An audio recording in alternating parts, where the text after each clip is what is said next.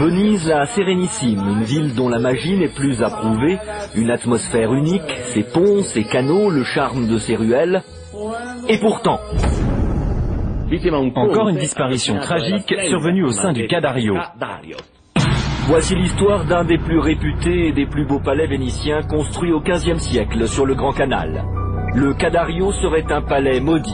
En effet, tous les propriétaires qui ont résidé ici ont connu des destins dramatiques.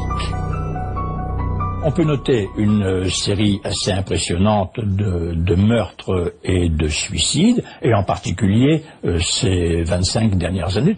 C'est en 1970 que l'on parle pour la première fois de tragédie au sein du palais. La première victime a été un comte piémontais qui s'appelait Filippo Giordano delle Lanze et qu'on a retrouvé mort dans son appartement, dans le palais. Il avait été frappé par son amant en coup de statuette qui lui avait fracassé le crâne. La série des morts violentes recommence en 1981 avec le suicide dans le palais du manager général du groupe de rock Who, Nick Lambert. Le Cadario est remis en vente. Un homme d'affaires et sa sœur vont à leur tour connaître une fin tragique.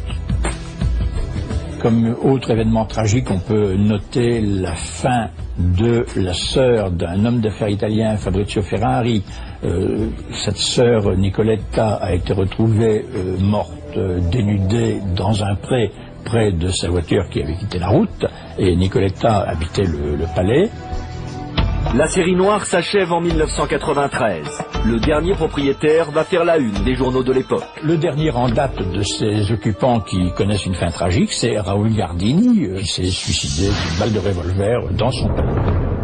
Suicide, envoûtement, faillite. Comment expliquer une telle série de destinées malheureuses?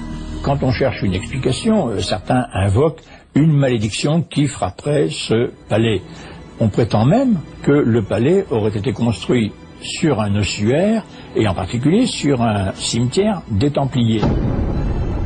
Depuis, le palais cherche un nouvel acquéreur. Woody Allen aurait même songé à l'acheter l'année dernière, mais la réputation du Cadario l'a emporté sur la beauté de ses pierres.